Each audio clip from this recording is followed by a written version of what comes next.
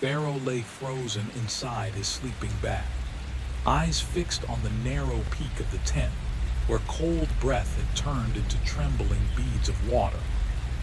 Something was out there. Not an animal. He'd spent enough nights outdoors to know the language of the woods. Hooves stumbled, heavy bodies dragged and paused. This was different. These sounds were precise, balanced, upright. Whoever or whatever moved beyond the trees walked with intention. The steps traced a slow, perfect loop around the campsite, never crossing into the fire ring, never retreating, always the same distance, as if following an invisible boundary. His fingers slid toward the flashlight beside him, stopping just short of the switch. He didn't turn it on. He couldn't. They made the rules painfully clear. No artificial light after dark. If you hear movement, do not react.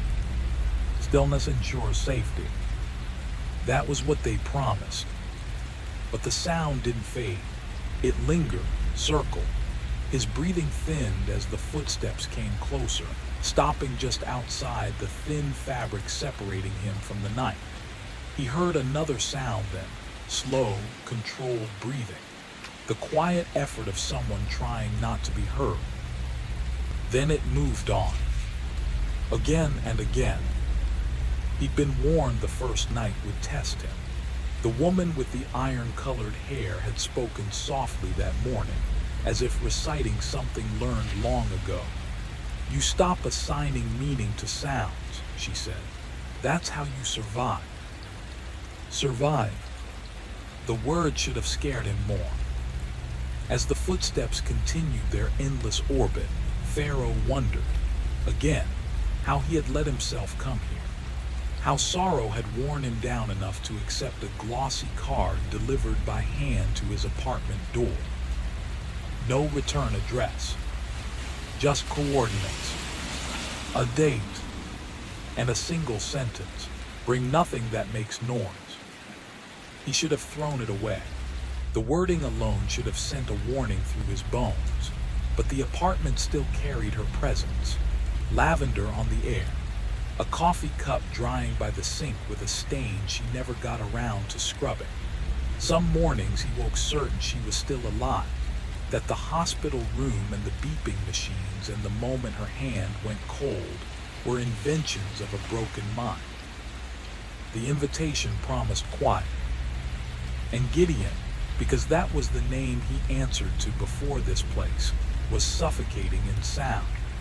Condolences stacked on top of each other. His mother's voice urging him to come home. The laughter of strangers below his floor, careless and whole. Silence felt like relief, like permission to stop pretending. The coordinates led him deep into the Talatna Mountains at the edge of autumn. Trees stripped bare, air sharp enough to hurt.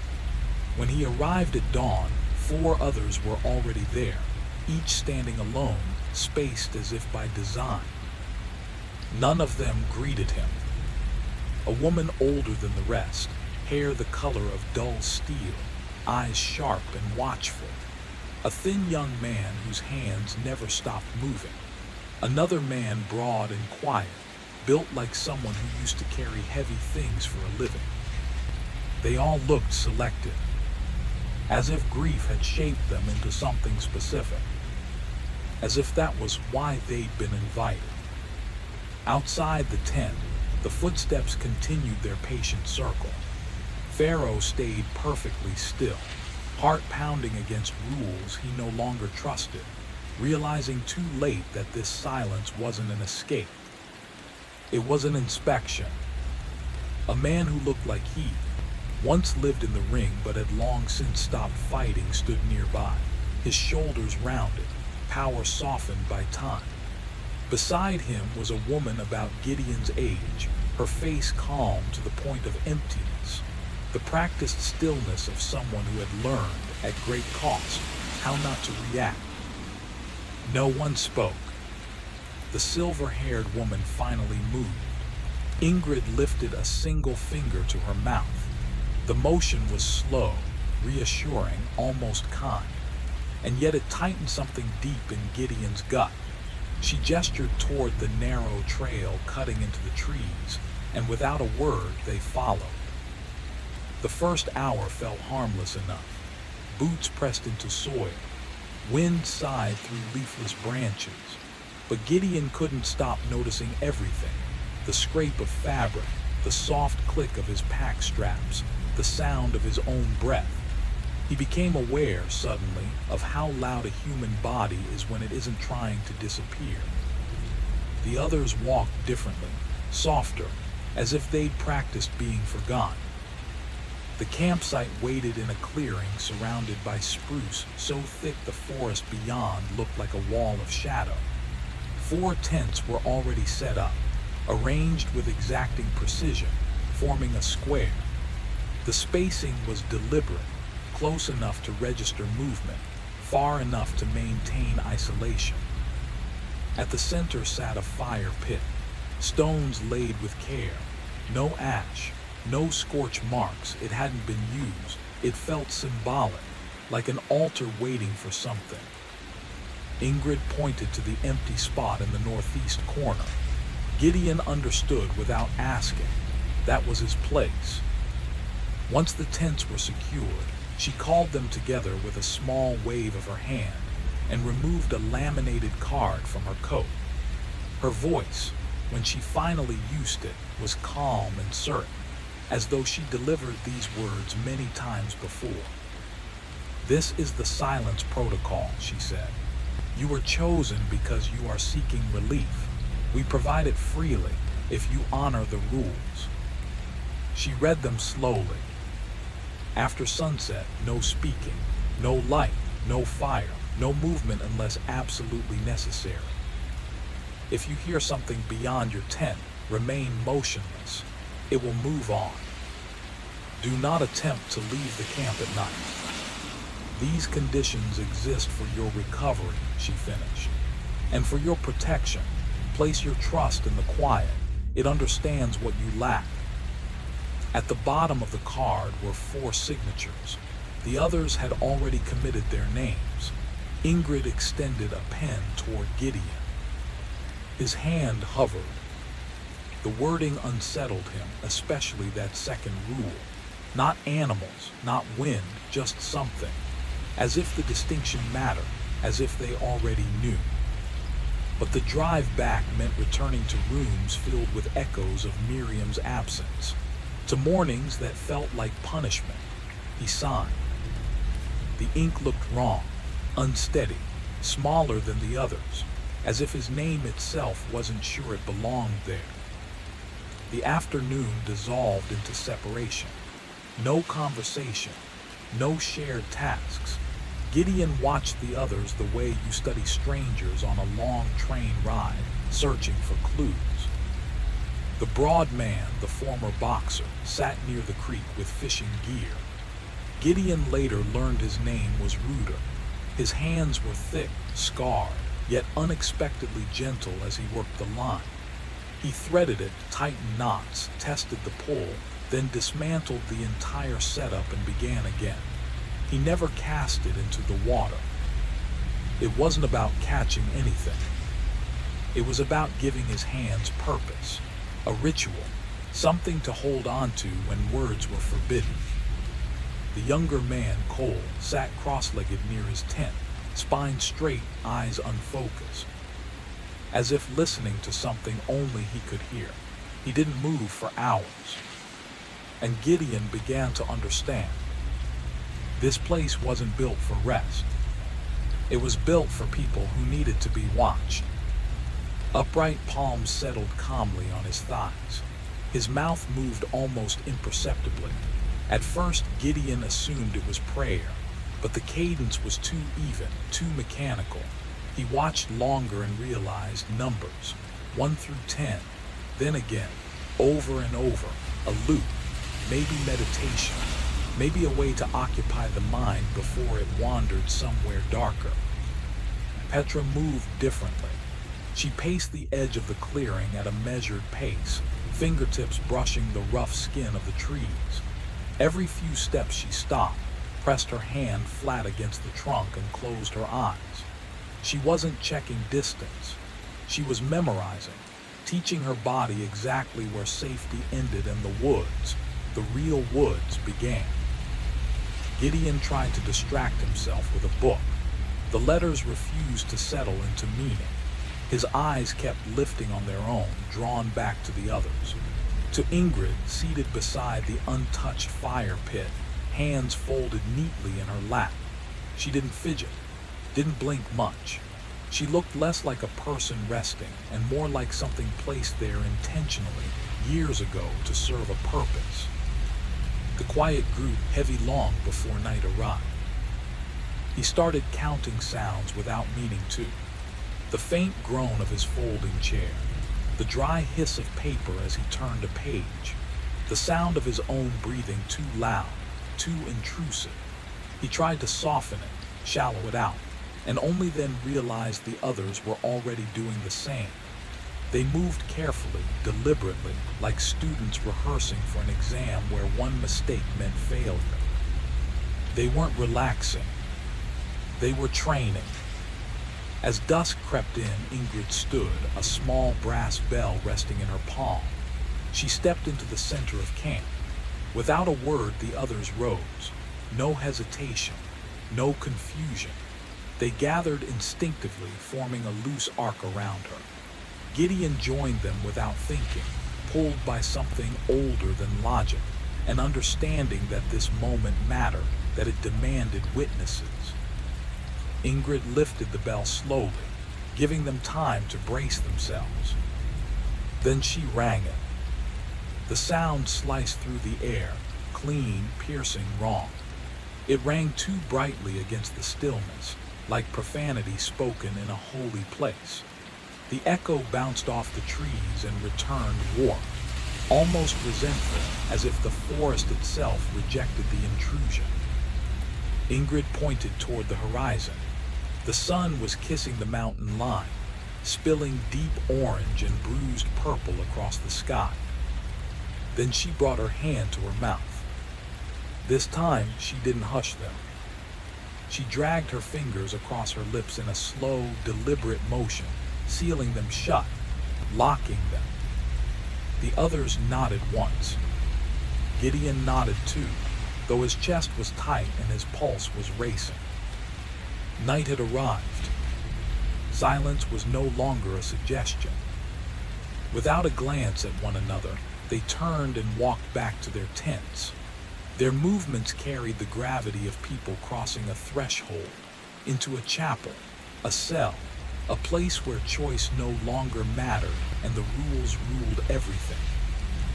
Breaking them carried weight, real weight. Gideon saw it in the way Petra hesitated at her tent, fingers resting on the zipper as if it might bite her. She stood there longer than necessary, breathing once, twice, before finally slipping inside, like the inside of the tent was somehow more frightening than what waited in the open. He followed suit. Inside his own shelter, he didn't bother changing.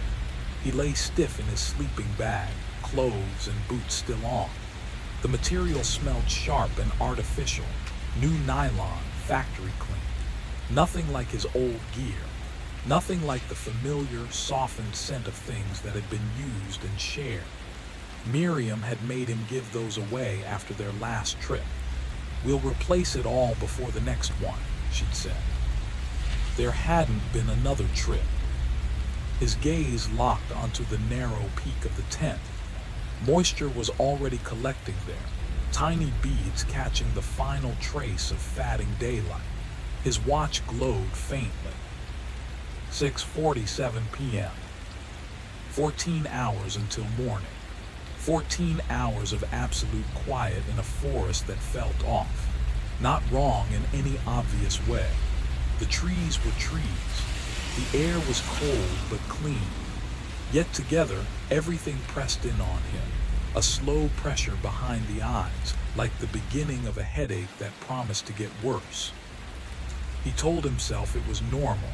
Night always changed the woods. He slept outside dozens of times. but never like this. This darkness felt dense, as though it had mass.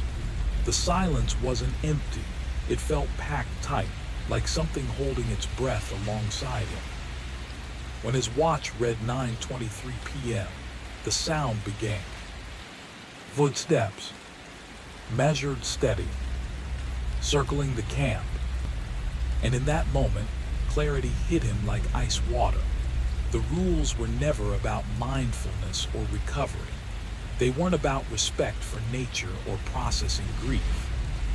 They were instructions for staying alive. The steps stopped just outside his tent, closer than before. He heard breathing, ragged, damp, like lungs that had been pushed too hard for too long. The fabric bowed inward. One impression, then another. Something shaped like a face pressed close, stretching the nylon around features he couldn't see but somehow understood were there. Gideon froze. His heart thundered in his chest, so loud he was certain it violated the rules all by itself. He feared that fear had a sound. That panic was audible. That simply being terrified might be enough to draw whatever this was closer. Then the pressure released. The footsteps resumed their path. He stayed locked in place for hours, counting each full circuit. 12, 13, 14. He searched for logic. Did it slow near certain tents, linger longer by others, change pace between the trees? Nothing. The rhythm never altered. The distance never changed. It didn't feel like stalking. It felt like waiting. Like whatever moved through the darkness already knew the ending. That someone, eventually, always failed. Sometime after midnight, his body turned against him. Tiny discomforts swelled into emergencies. A knot seized his calf and refused to loosen.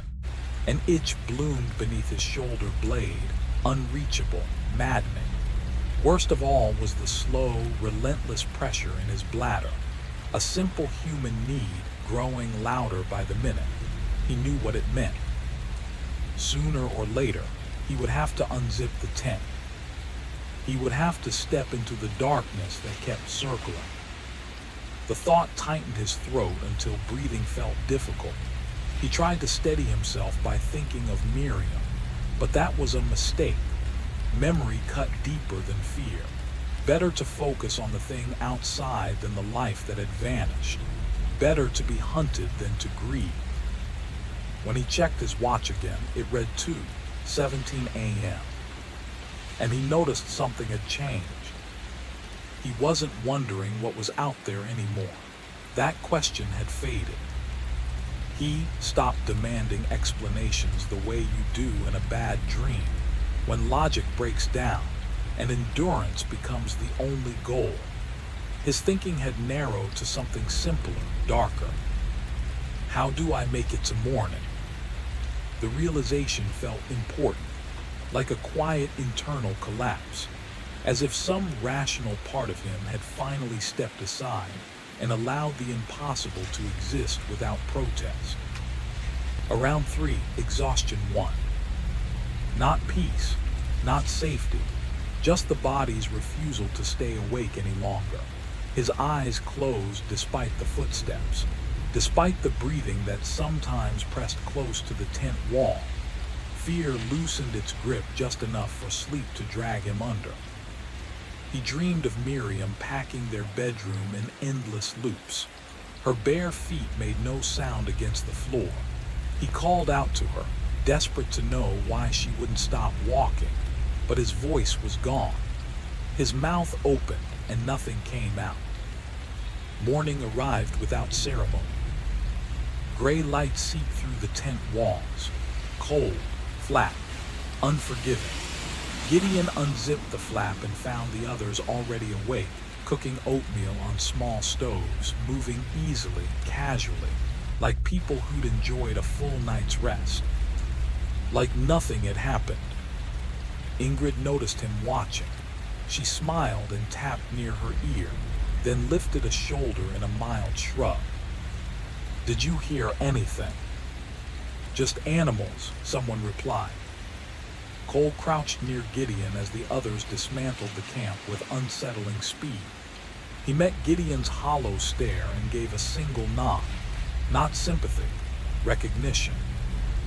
First night, the gesture said. You survive it, you adapt. Then Cole pressed a finger to his lips and glanced toward Ingrid, who was checking her watch. Not yet, his eyes seemed to say. Another hour before speech returned. Another hour of pretending the night hadn't happened.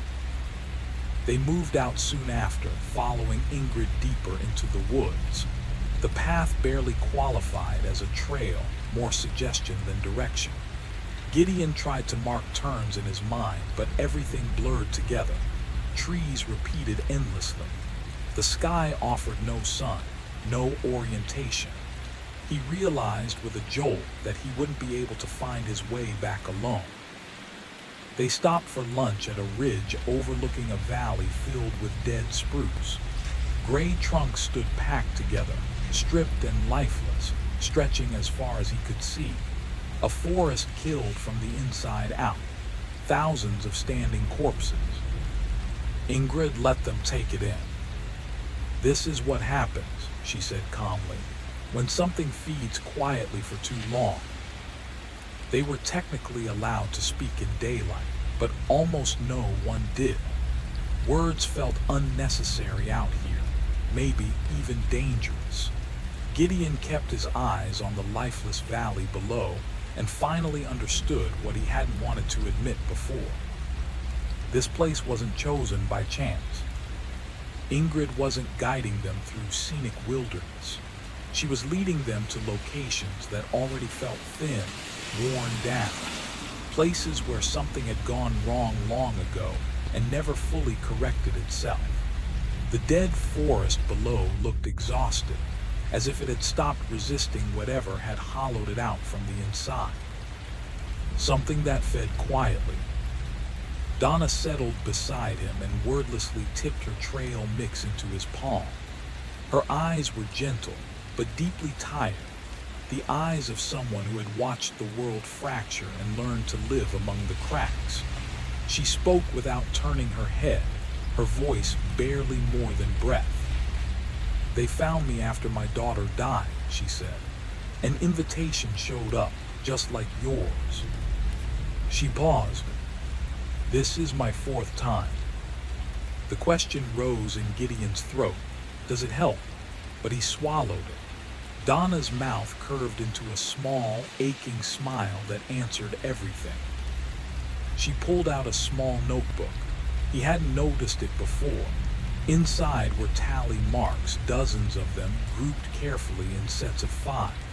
At the top of the page was a date from 6 months earlier. At the bottom, yesterday. Days, she whispered. I stopped calling her phone just to hear her voice. I needed to count something instead. Needed proof I was improving. She closed the notebook. I'm not improving, she said quietly. I'm just learning how to live with the hollow. Ingrid stood before Gideon could find a response. A simple motion of her hand. Time to move. They descended into the dead valley. Light shifted as they went, turning dull, greenish sick. The standing trees groaned faintly in a breeze Gideon couldn't feel on his skin. Their new camp sat in a clearing that felt naked, surrounded by skeletal trunks like watchmen that had failed at their duty. That night, the footsteps returned early. 8:15 p.m.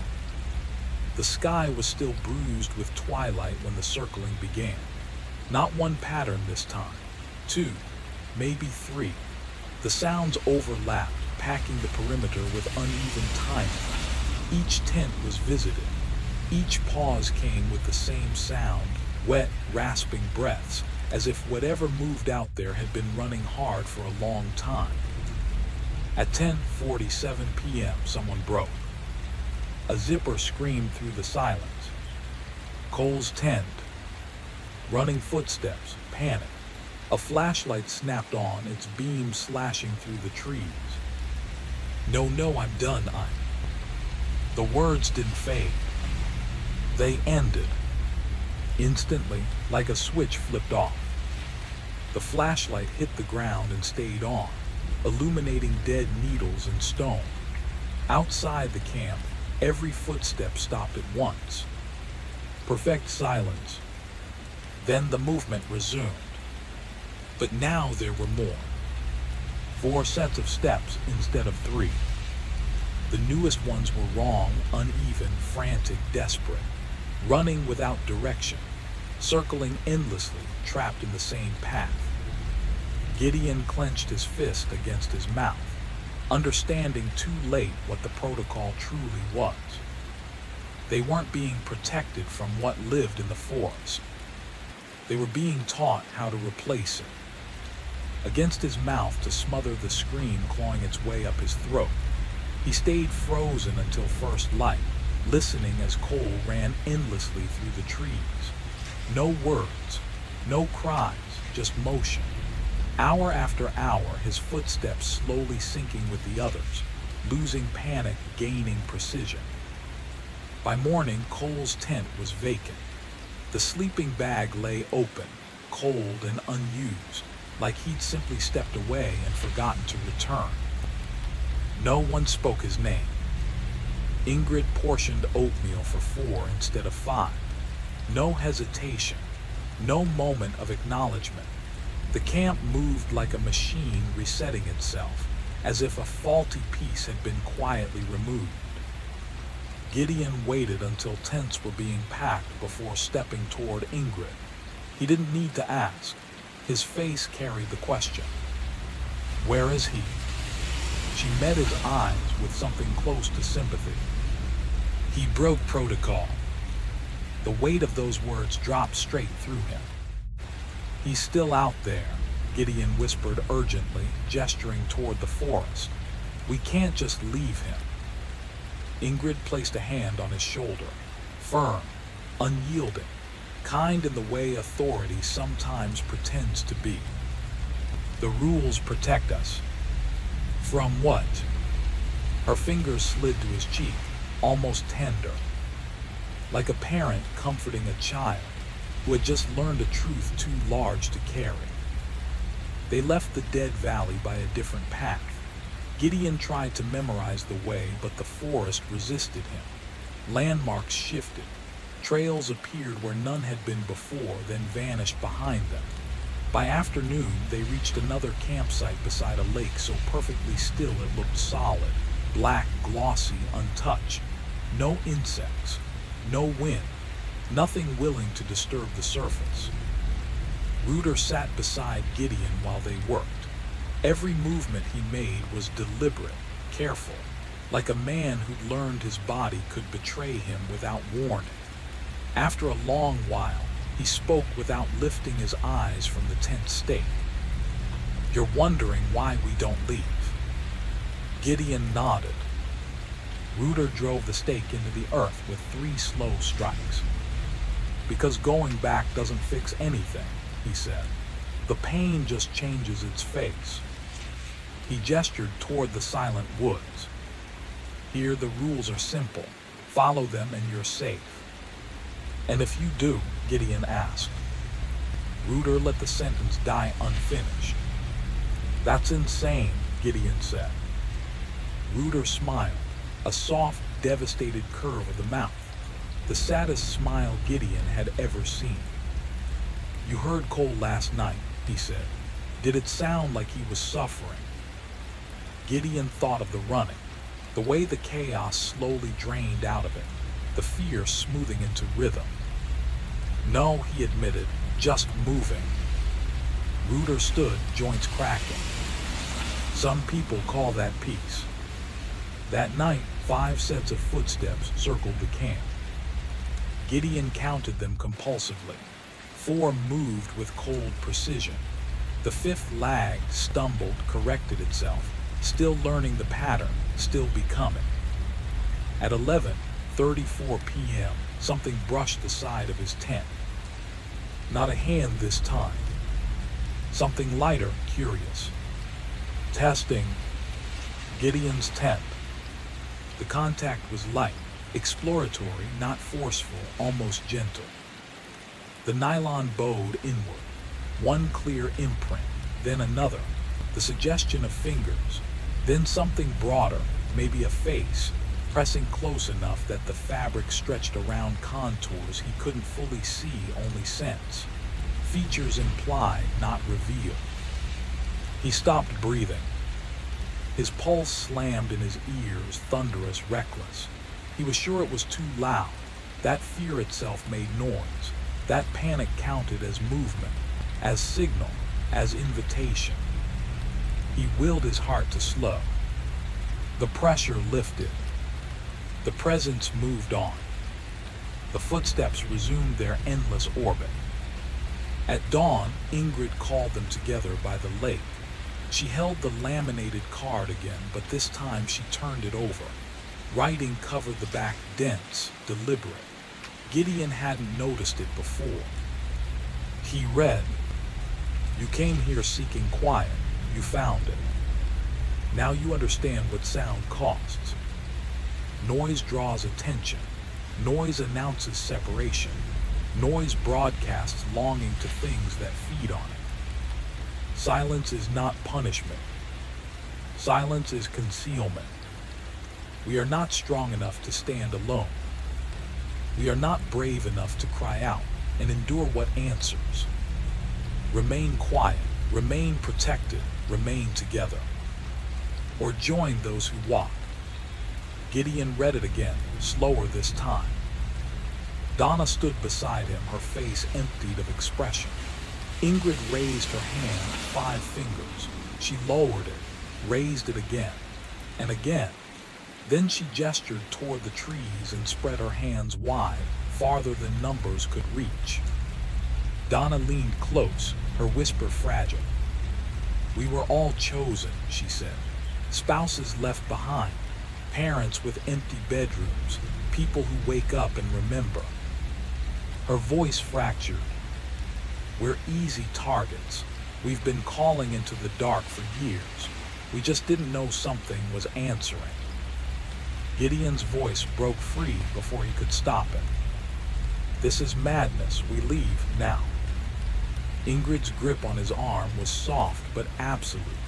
She shook her head and pointed toward the sinking sun. 3 hours.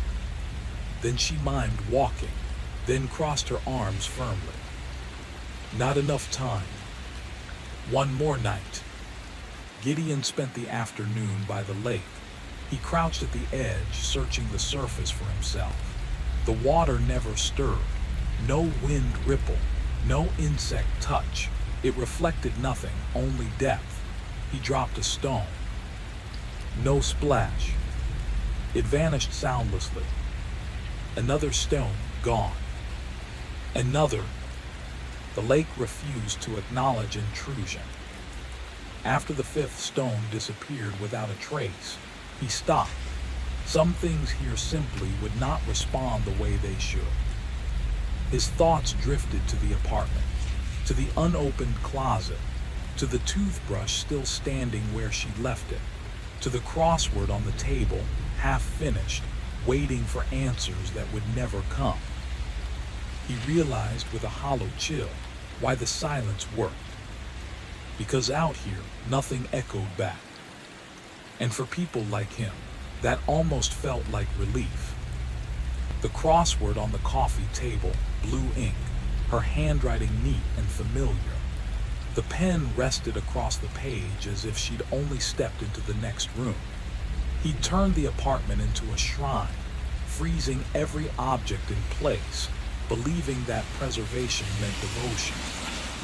But sitting beside this unnatural lake, in this forest that felt assembled wrong, he finally understood the truth that tightened his chest until it hurt.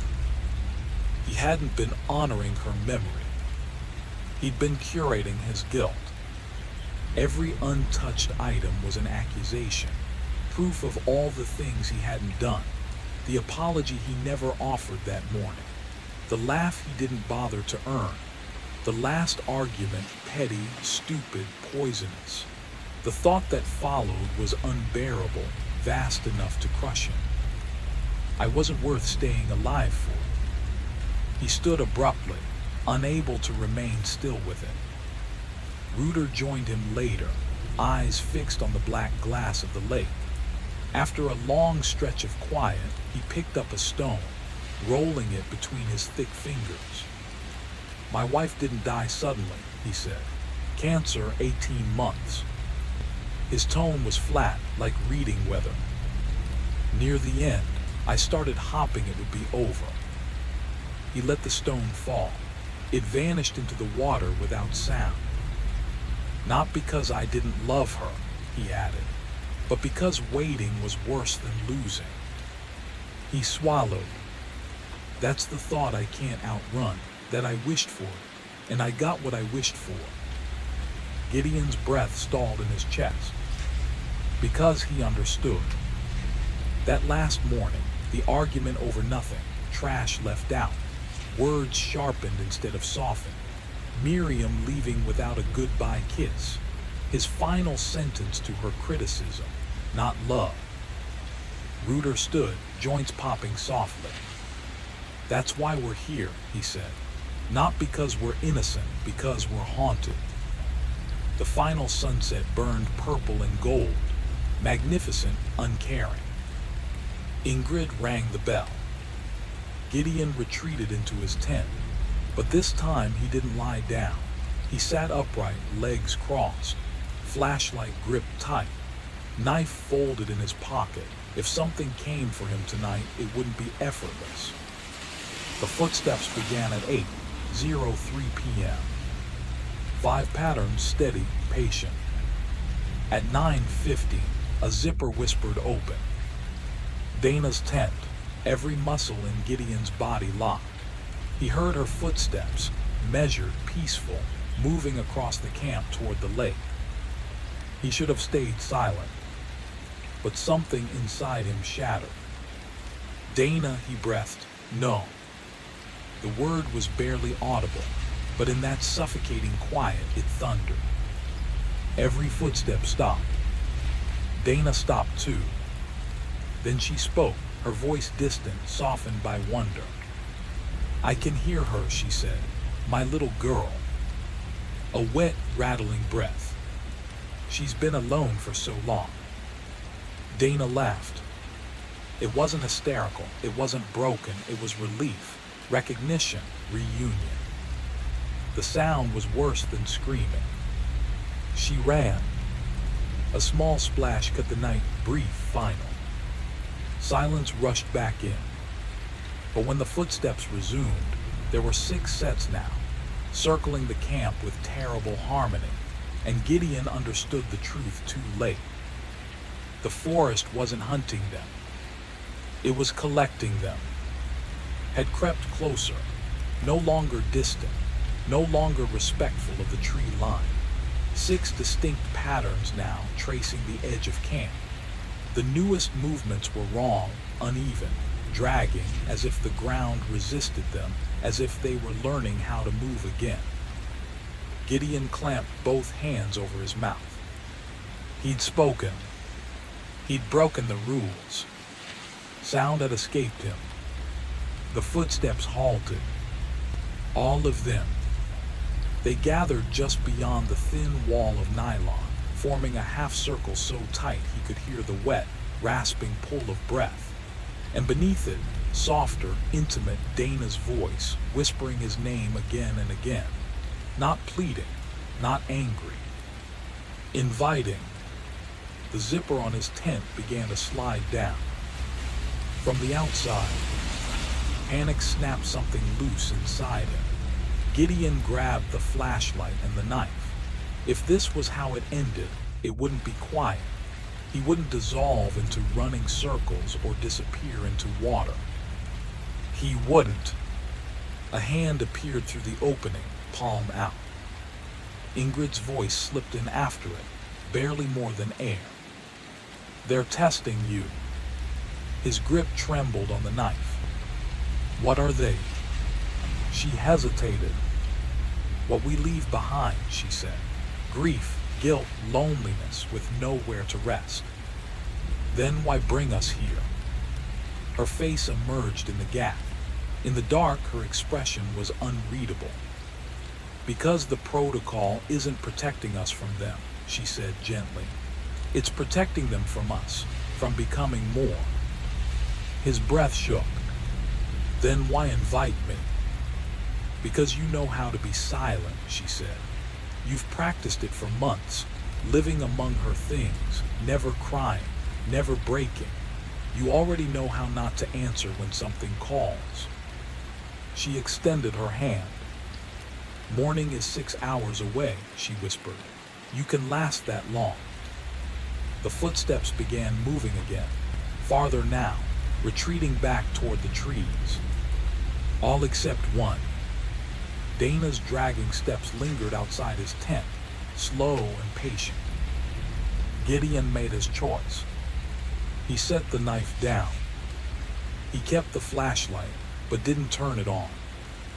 He took Ingrid's hand. She led him to the center of camp, where Rooter and Petra sat back to back, legs crossed, eyes shut. Ingrid guided Gideon into place, closing the shape. 4 people, spines touching, facing outward into the dark. Ingrid leaned close, her breath warm against his ear. If you see something, don't react. If you hear your name, don't answer. If someone you loved appears, don't acknowledge them. They're only echoes, memories given shape. How long? He whispered. Until sunrise. She paused. And when the noise returns, because it always does, we'll send another invitation. This is the only place where quiet isn't empty. Her voice softened. It's full, you're not alone here. The night stretched thin. Gideon watched the dark, and the dark watched back. Figures moved between the trees, too tall, too bent, limbs extending at angles no living body should manage. They circled endlessly. Sometimes he was certain he saw Cole among them, still running, his face slack with concentration, learning the pattern. Voices drifted close, familiar ones. Miriam's laugh, his name spoken the way she used to say it when she was tired and affectionate. He didn't answer. Hours passed. When the first gray light finally bled into the forest, the footsteps faded, one by one, dissolving back into stillness. They left at dawn. 4 people walked away. 6 remained behind. And Gideon understood the truth that would follow him home, that silence doesn't cure grief, it feeds on it. But if you're quiet enough, long enough, it lets you live. Relief should have filled him. Instead, Gideon watched the empty places. Not the shapes themselves, but the spaces between them. The hollows where nothing stood, where nothing moved. That's where the fear lived, in the pauses, in the waiting, in the certainty that something unseen was deciding when to step forward. At 2:33 a.m., one of the figures stopped. Not at the tree line. Closer, right at the edge of where firelight would have reached if fire had ever been allowed. It stood perfectly still. Gideon couldn't tell if it was facing him, studying him, or simply occupying the space his eyes refused to understand. It didn't breathe, didn't sway, didn't blink. It just existed like a thought that wouldn't finish forming. Minutes passed. 5:10.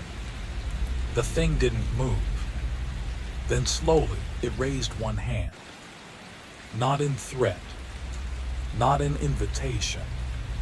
Just lifted it gently, a simple motion, almost polite. A wave. Hello. I see you. Gideon's throat locked. Every human instinct screamed at him to respond, to nod, to wave back, to confirm that he was still a person, still capable of courtesy, still alive in the way living things acknowledge one another. Ingrid's back pressed firmly against his. Her breathing was calm, measured. She knew. She'd seen this before. And Gideon understood then that this was the test. Not fear, not violence, but decency. The trap wasn't terror. It was recognition, the urge to be human again. So he became stone. He stared through it, pretended it wasn't there, pretended he didn't understand the offer being made. After what felt like an hour, but was probably only minutes, the hand lowered. The shape turned away, rejoined the endless circle. Only then did Gideon exhale, his lungs burning as if he'd been underwater. At 3:47 a.m., Miriam stepped out from behind a spruce. She looked exactly as she had that last morning. Blue cardigan, jeans, hair twisted into a careless bun, her face worn thin by the argument, by the sleepless night, by all the things he hadn't known how to fix. But the way she moved was wrong. Too smooth, as if she were sliding across the earth instead of walking on it, as if her feet never quite touched the ground. "Gideon," she said. Her voice was perfect, even the faint hoarseness she got when she was trying not to cry. Ingrid's back went rigid against his. A warning. Miriam came closer, and details emerged that shouldn't have been visible in the dark. The small scar on her chin from a childhood fall, the uneven eyebrows, the silver bracelet on her wrist, the one he'd given her on their first anniversary, the one they'd had to cut off at the hospital. "It's so quiet here," she said softly, stopping at the edge of camp, the same place Dana had stopped. "I'm so tired of being quiet." Gideon's lips parted. His body leaned forward without permission. Ingrid's hand found his in the darkness and squeezed, once sharp grounding, hard enough to hurt. "Stay silent." Miriam waited. She smiled the way she used to, when she thought he was about to forgive her first. The forest held its breath, and Gideon learned the cruelest truth of all, that love doesn't disappear when someone dies. It just learns how to hunt. Miriam's crying didn't fade, it intensified. Tears caught the thin remnants of starlight and slid down her cheeks exactly the way they used to. When she cried in life, she hated being seen. She would turn away, swipe at her eyes too roughly, angry at herself for needing comfort. She was doing that now. Every habit was perfect. "I don't understand why you won't talk to me," she said softly. "I came back. I came all this way." Her voice fractured on the last word. "Say something," she whispered, "please." And that was when Gideon understood the true cruelty of it. This wasn't just guilt wearing a face. It was memory, precise, intimate, complete, turned into a weapon. Every detail he'd loved about her had been sharpened and aimed straight at his chest. Her softness, her sadness, the way she needed him, all of it repurposed into bait. Because of course, he wanted to comfort her. Of course he wanted to say it was okay, that he was sorry, that he would undo that last morning if he could. And this thing knew it. It knew exactly which words would unravel him. Gideon bit down on his tongue until copper flooded his mouth. The pain grounded him, tethered him to the moment. He kept his eyes on her. He didn't flinch, didn't look away. He acknowledged her presence, but he did not answer. Time stretched into something shapeless. She stayed, and over that long hour, she cycled through every version of herself he had ever known. Sadness melting into anger, anger sharpening into accusation, accusation collapsing into pleading, then into something cold and hollow. Toward the end, her face began to change. Expressions crossed her features that Miriam had never worn. Angles pulled wrong. Muscles tightened where no emotion belonged. The mask slipped. Whatever lived beneath it pressed closer to the surface. Then she said the words that nearly destroyed him. "I forgive you." 3 words. Simple, final, everything he had needed, everything he had been starving for. And they were being offered by something that had never loved him, something that had never been her, something wearing his salvation like a borrowed coat. In that moment, Gideon understood what Ingrid had meant. They weren't protecting themselves from the forest. They were protecting the forest from them. These things were born from grief with nowhere to go, from guilt left unspoken, from love that had no living place to land. They didn't hunt randomly. They fed on what people refused to release. And the only way to starve them was to deny them what they offered, no matter how desperately it was needed. At 5:12 a.m., the thing wearing Miriam's face finally stopped trying. It stared at him for a long moment, something unreadable passing through its borrowed eyes. Then it turned and walked back into the trees. Now he could see it clearly.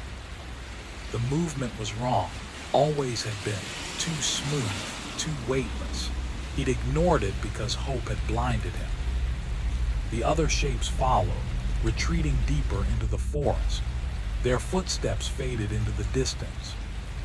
And as they went, Gideon heard something that chilled him more than any scream could have. Laughter, not cruel, not mocking, amused, as if this were a familiar game, as if this night were only one round in a long, repeating pattern, as if they knew, absolutely knew, that one day, when the grief grew loud again, he would be invited back. When the sun finally rose, the forest looked ordinary. Trees mist, a lake that reflected nothing. Ingrid rang the bell. They packed in silence and left without looking back. And Gideon carried something new with him. Not peace, not closure, but a hard-earned understanding. Some voices sound like love. Some forgiveness feels real. But silence, when chosen, can be the only thing that keeps the dead from learning how to speak. Dawn stretched across the Talatna Mountains like a pale wound, cold and gray. Ingrid was the first to move. Her joints cracked with each step as she lifted the small brass bell and rang it once soft, deliberate. A single sound that carried weight. Permission to speak, permission to breathe again, permission to exist. "You did well," she said, though Gideon's throat felt raw, shredded by the long night of enforced silence. He couldn't answer. His voice had forgotten how. Ruder and Petra moved like automatons, breaking down camp with the precision of people who had lived through ritual too many times to question it. No one mentioned Dana. Her tent was folded, her pack redistributed, and soon another invitation would arrive, another broken soul drawn into the same merciless protocol. They hiked out in single file. In the light, the forest seemed ordinary: trees, dirt, the faint scent of decay.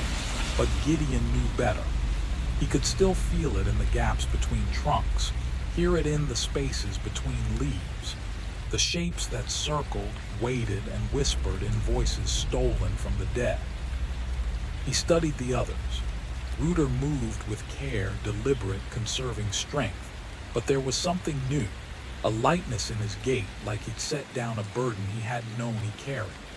Petra walked sometimes with her eyes closed, trusting her steps, radiating a quiet peace that had been absent the night before.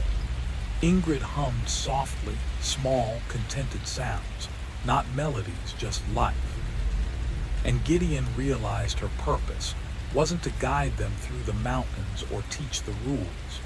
It was to lead them to the edge of something monstrous and watch them choose survival. 3 hours later, the trailhead appeared. The vehicles waited, mundane, indifferent, but there was Dana's gray sedan. Ingrid unlocked it with keys from Dana's pack, moving it subtly to a different spot where it would eventually be found, where it would tell a story that made sense to anyone who looked. A hiker who disappeared, as happens here. A search, a few days, nothing recovered, then abandonment. No one needed to speak the truth. It was already written in the protocol. The careful erasure, the ordinary cruelty of vanishing without burial. Before Gideon climbed into his car, Ingrid handed him a small card. Simple, unlaminated, a phone number. When the silence gets too loud. He drove back to Anchorage, back to the apartment that was more mausoleum than home. The place filled with Miriam's things, with memory, with waiting. He sat in his car for 20 minutes, gripping the wheel, unable to step inside. Unable to confront the emptiness, the ghosts that didn't need his permission to linger. Outside, the mountains faded into pale morning. Inside, Gideon realized something permanent. Silence could protect, silence could heal, silence could keep the hungry at bay. But it was also a weight, a price. And sometimes it was the only thing between survival and surrender. The space pressed in on him the moment the door shut. The card lay warm in his palm, the number already etched into his mind the way warnings always are, like scripture learned through fear. He didn't look at it again. He didn't need to. The apartment smelled of lavender and dust, stale, preserved, untouched. Miriam's mug still sat in the dish rack, upside down, waiting, watching. He stood there for a long time, then finally reached for it, washed it, dried it, put it away in the cabinet where it couldn't accuse him anymore. The silence rushed in to fill the gap. It wasn't gentle, it was vast, heavy, a pressure on his chest that made every breath feel deliberate, the kind of quiet that doesn't soothe, it listens. And beneath it, if he strained just enough, he could almost hear them. Footsteps, circling, patient, waiting for him to fail, waiting for him to admit the truth he couldn't say out loud, that being alive like this, haunted and restrained and wordless, hurt more than dying ever had. That there were moments when he wanted to call out, just once, just to hear his own voice echo back, to be answered, to not be alone. 6 months, he told himself. He could stay quiet for 6 months. He had to, because he understood now what the forest offered.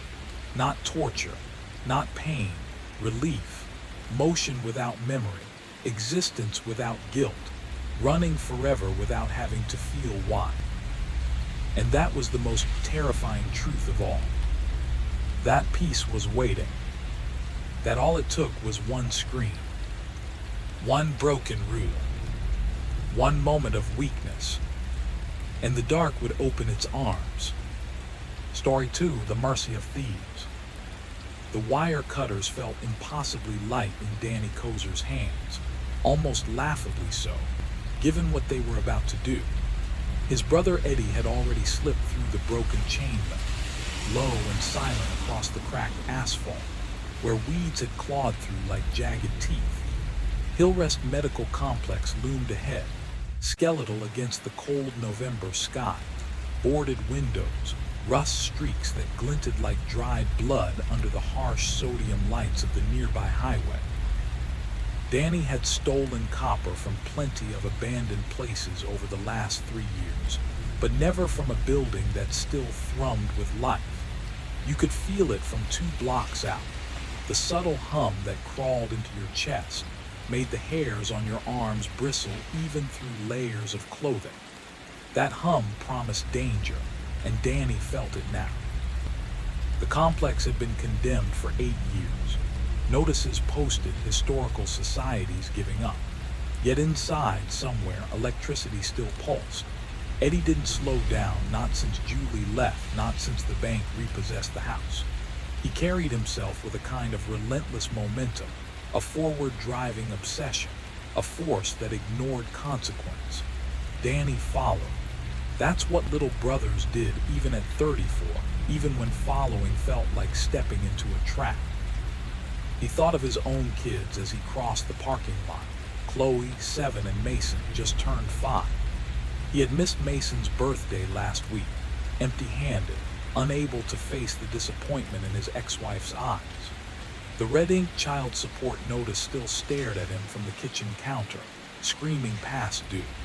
And yet here he was, creeping toward danger in the dark, drawn by his brother's unstoppable momentum and some desperate, unspoken need to keep moving forward. Calling it the job, like this, was a paycheck and not a gamble with death. 3 months, rent in one night if they survived.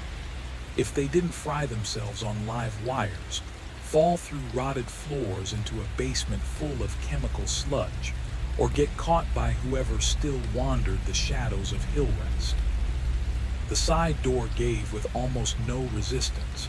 Someone had crowbarred it months ago. Maybe kids looking for a hide. Maybe a homeless soul seeking shelter from the creeping winter. The moment Danny stepped inside, the smell hit him like a sucker punch. Mildew, pigeon droppings, and something chemical, sharp and lingering, that clawed at the back of his throat and refused to let go. Eddie clicked on his headlamp. The narrow beam sliced through a darkness thicker than it should have been, revealing corridors branching into emptiness. Water had eaten at the walls, leaving grotesque patterns that looked almost intentional. A wheelchair lay toppled, one wheel spinning slowly, catching a draft Danny couldn't feel. He trespassed through countless abandoned buildings before, but this one was different. Most places whispered emptiness. This one felt alive, with ghosts, maybe, or with the residue of every human tragedy that had passed through. The agony, the sickness, the families who had waited in sterile chairs for news that shattered lives. Concrete, remember. Steel, remember. Buildings held onto grief like it was a living thing. Eddie's finger traced the conduit running along the ceiling, gray veins pulsing with electricity, feeding God knew what. 3/4 inch, number 6 copper, easy $100 a foot. Eddie moved forward, following it like a treasure map, and Danny's throat dried as he trailed him deeper into the hospital's rock. They passed the old emergency room. Broken glass crunched under boots. A stretcher sat center floor, leather restraints dangling like dead tentacles. Someone had spray-painted "Abandon all hope" across one wall in 3-foot letters, a joke that tasted bitter in this darkness, with the stench of decay thick in the air. The hum of electricity grew louder. Eddie halted so abruptly that Danny almost ran into him. The beam of his headlamp landed on a junction box, and next to it, a door that didn't belong. Fresh paint, new hinges, a keycard reader blinking steady red. Danny's gut tightened. Every instinct screamed, get out. Heat would burn your hand if you touched a stove. This felt the same. But Eddie just stared. Danny's fingers traced the edge of the door, feeling the smooth, unyielding frame, the kind of craftsmanship that didn't belong in a building marked as dead. The seal was tight, freshly installed, whispering warmth through the edges. Someone had gone to extraordinary lengths here. Real work, meticulous and deliberate, far beyond the patchwork barricades the city had thrown together when it condemned the place. A secure door in an abandoned hospital. Someone was paying for electricity. Someone was keeping the air conditioned, the heat regulated. Danny could feel it, warmth drifting out like a silent promise. Someone wanted secrecy. Someone wanted to make certain that nothing accidental, nothing unwanted, would breach whatever sanctuary lay beyond. Above them, a small lens caught the glint of their headlamps. A faint red blink, almost a wink, and then it vanished. Eddie froze mid-step, hand lingering against the frame. Danny counted his own heartbeat, slow, deliberate. 10, 20, 30. The LED on the keycard reader pulsed once, green, and the lock yielded with a smooth click. The door swung open on near-silent hinges, and light spilled like a river into the darkened hallway. Not the sickly glow of emergency lights, not the dim yellow of forgotten bulbs. This was real light, steady and alive, spilling over gleaming tiles. Warmth rolled in with it, carrying a scent that belonged to living spaces. Antiseptic, the sharp tang of cleanliness and coffee. Someone had brewed coffee.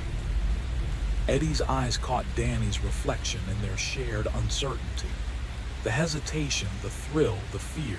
They were trapped between the instinct to flee and the inevitability of having already crossed the threshold. Eddie's expression hardened, the familiar glint of calculation in his eyes. Profit before consequence. Danny recognized it instantly. The same look Eddie had when he gambled with mortgages, with loans, with promises, all in pursuit of an immediate score. The same reckless spark that ignored warning signs, that brushed danger aside as irrelevant. They stepped into the corridor and the air itself seemed to shift. Tiles polished to a mirror shine stretched beneath fluorescent panels humming in perfect rhythm. Walls were pristine, painted a sterile beige that reflected a care absent from any abandoned structure. Directional signs pointed to rooms that didn't exist in official records, wires snaking into hidden monitors. The hum of electricity and soft mechanical beeps filled the silence. Someone lived here, someone wealthy, someone meticulous. With each step, Danny's sense of reality bent. This wasn't a squatter's hideout. It wasn't a half-hearted scheme by desperate thieves. This was a carefully maintained, fully powered, inhabited space carved into the belly of a dead hospital. Every detail screamed planning, intention, and the kind of wealth that didn't tolerate error. And as they moved deeper into the fluorescent-lit corridor, Danny realized they weren't just intruders. They were trespassers in someone else's fully alive world. A world built on quiet control, unseen eyes, and consequences that hadn't yet found them, but might any second now. The space ahead wasn't a jumble of desperation or illicit chaos. No shanties, no chemical-laden corners. This was deliberate, exacting, the work of someone who understood both money and power, and who had reasons worth every penny spent. The corridor stretched and forked like a labyrinth, ignoring the hospital's original architecture. Whoever had built this wing had done so with total disregard for the past. Rooms upon rooms of purpose-built space, meticulously arranged. Danny's headlamp flicked across a series of windows. One revealed a room humming with computer equipment, LEDs blinking in a quiet, relentless rhythm. Another held shelves stacked with medical supplies and perfectly labeled boxes. A sleek kitchen gleamed like it belonged in a luxury apartment. Stainless steel counters, polished granite, immaculate organization. He froze at the kitchen window. A coffee pot sat mid-brew, steam curling faintly. A newspaper lay open, crossword half filled in precise blue ink. Beside it, a coffee mug proclaimed, "World's Best Dad," its faded print belying the care with which it had been placed. Someone had been here that morning. Someone who had routines, habits, and would return. The hum grew, a living presence. Not merely electricity, but the sound of machines cared for. Pumps pushing fluids, monitors tracking every heartbeat, tubing like veins stretched through the wing. Danny's hands itched. He knew machinery. Years at the stamping plant had taught him the language of equipment, the rhythm of well-kept systems. Every beep, every hiss spoke of regular maintenance, of vigilant oversight. Whoever ran this place would notice if anything were out of place. At the corridor's far end, the door was open.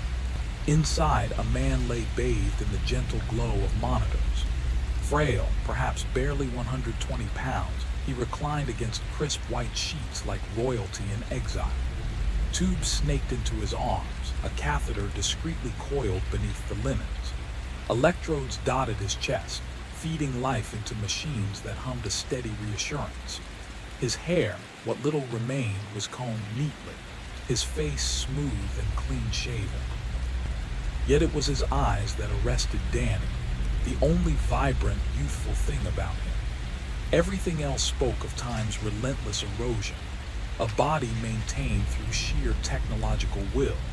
But those eyes, sharp, intelligent, unnervingly alert, tracked every movement, assessing, calculating, alive in a way the room itself seemed to defer to. Danny's heart was hammering so hard he swore the walls could hear it. His hands trembled, fingers numb, almost useless, as a scream clawed at the back of his mind. Run. Get out. Forget this ever existed. But Eddie, his brother, was already moving, drawn forward by a magnet Danny didn't understand. Eddie circled the bed like a predator sizing up prey, eyes darting over the high-end machines, the meticulously arranged monitors, the tubes and IV lines that fed life into a body more fragile than it looked. This wasn't some abandoned hospital corner patched together with duct tape and desperation. This room was deliberate, expensive, carefully curated.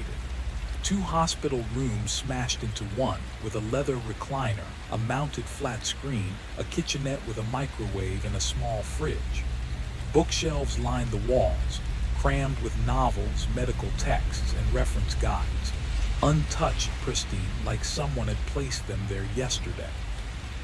Medical tomes, anatomy manuals, pharmacology guides, but also fiction. Thrillers, courtroom dramas, suspense novels, all of them unread, spines unbroken, pages unturned. Someone had created this space for the old man, but the old man hadn't or couldn't touch them. Danny swallowed hard, watching the faint rise and fall of the man's chest. The ventilator tube ran deep, and no sound came from his lips. He couldn't speak, couldn't protest, couldn't even make a sound if he wanted to. Danny's mind spun, trying to piece together who this man had been. The room suggested a comfortable wealth, not flashy old money, but someone's father, grandfather, a man loved enough for someone to throw every resource at keeping him alive. Every light, every hum, every gadget whispered devotion and obsession. Eddie's mind was already racing. Who gets this? Danny imagined him thinking. Not just anyone. This is someone important, someone wealthy, someone whose family would pay anything to keep him breathing. The logic was cold, sharp. Thousands were already being spent. What's a little more to move him? The old man's head twitched, a nearly imperceptible shake. No. Danny felt his own mouth dry. This is kidnapping, he wanted to say, but Eddie was already on it, inspecting the IVs, the ventilator, the catheter. He knew the machines, the connections, the rhythms. Each beat, each hiss was part of a system designed to keep him alive, and Eddie calculated how it could all be moved. Beyond the glass, beyond the fluorescent glow, the abandoned hospital was a cavern of shadows and silence. But inside this single room, life, artificial, fragile, sustained, pulsed with deliberate precision. And Danny knew without a doubt that crossing this threshold meant they were no longer mere intruders. They were participants in something far bigger, far more dangerous than a simple heist. A sharp clang echoed from somewhere deep in the building. Both brothers froze, muscles locked, hearts hammering in unison. The metallic crash lingered in the air like a warning. Danny's breathing sounded too loud in his own ears, ragged and urgent. Beside him, Eddie's chest rose faster, a thrill threaded through his panic. From the old man, mechanical, steady respirations hissed through the ventilator, a rhythmic heartbeat of another life. Then came the faintest sound, footsteps, deliberate, retreating, moving away from them. Someone else was here somewhere in the shadows.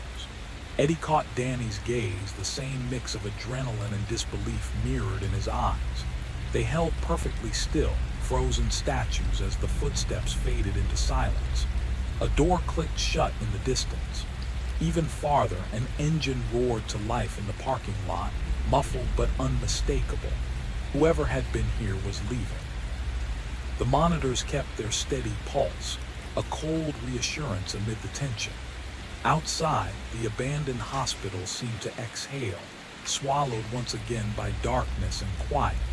Eddie's resolve returned like a switch being flipped. He motioned for Danny to grab the wheelchair. Legs moving on instinct, Danny sprinted down the corridor before his mind caught up to the danger. He paused mid-step, caught between fleeing and loyalty. He could abandon Eddie here, escape back through the security door, leap into the van, vanish into the night.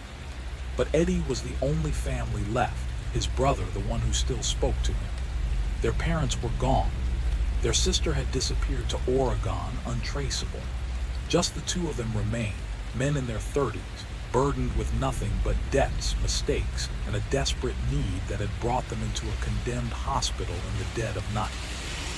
The wheelchair waited, 20 yards back, silent and perfect, rolling over polished floors without a sound.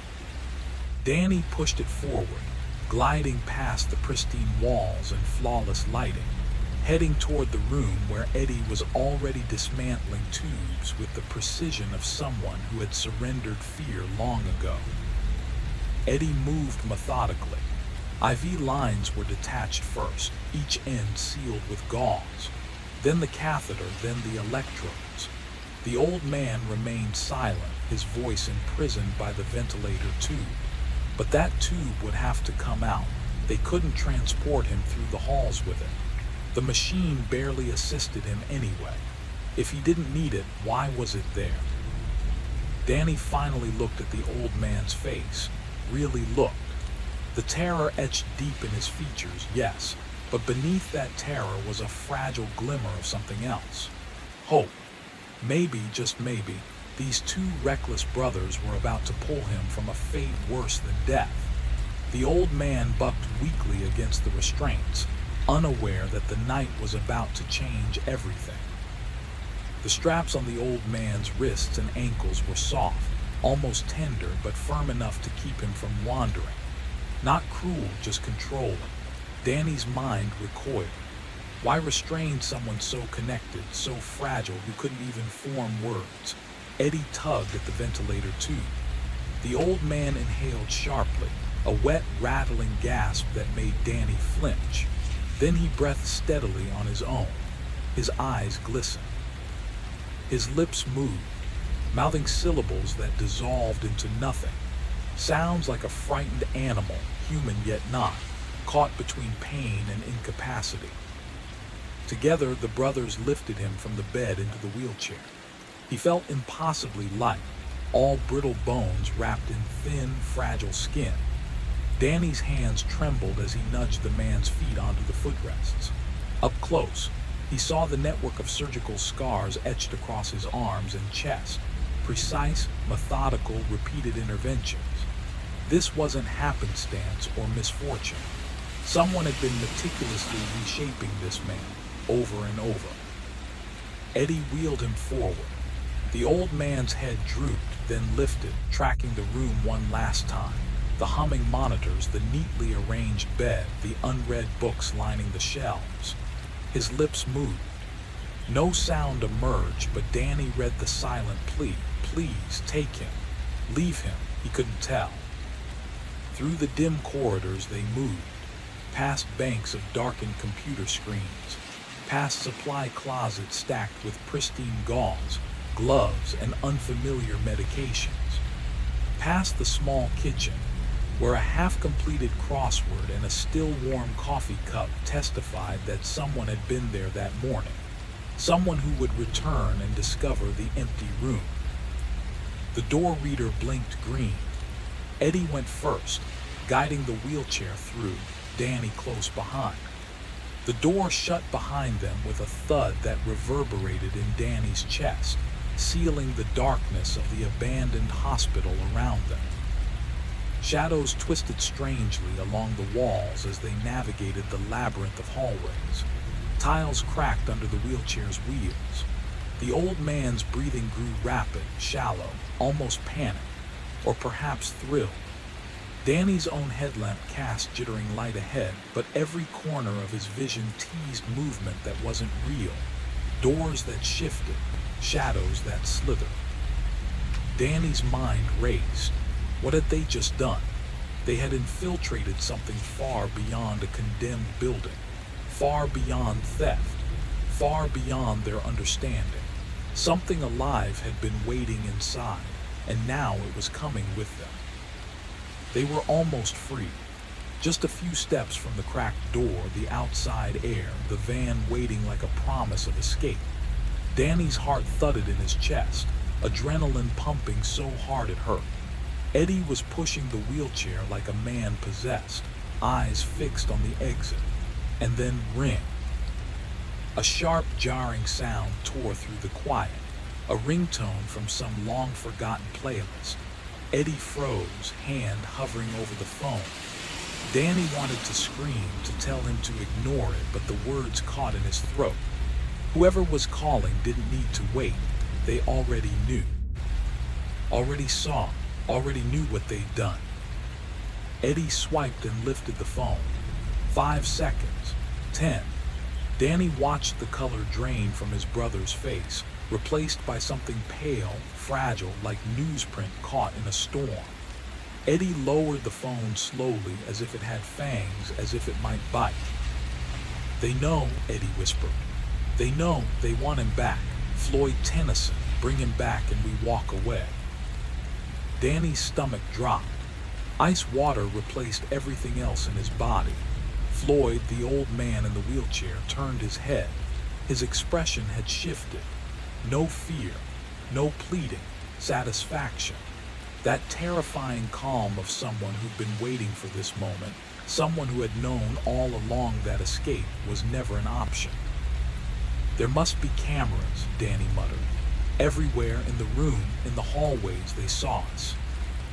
The phone buzzed again. Eddie held it steady, listening. A woman's voice, crisp, composed, almost clinical, filled the earpiece. Rapid typing echoed in the background. "Give us 30 seconds, she said. 30 seconds to unravel everything. 30 seconds to destroy a life." Danny's mind flickered to Chloe and Mason, his kids. The plans he'd made to catch up on missed birthdays, to take them somewhere they'd remember. And now, with every passing heartbeat, those chances evaporated. Every scrap of hope he had to make things right crumbled in the weight of the moment. Another buzz, a text this time, a photograph, a newspaper clipping sent digitally flashing across the screen. The headline screamed, "Execution technician retires after 30 years." Below it, a younger man, clean-shaven, precise, standing beside a stark table with straps. Floyd Tennyson, lead injection technician, Indiana Department of Corrections. Danny stared at the image, stomach twisting. The man they'd thought helpless, the old man they'd risked everything to rescue, wasn't just a patient. He was a professional, a killer of men. And now, suddenly, the line between life and death, right and wrong, had collapsed. Eddie's hands trembled on the wheelchair. Danny swallowed hard, every muscle tight, every thought screaming.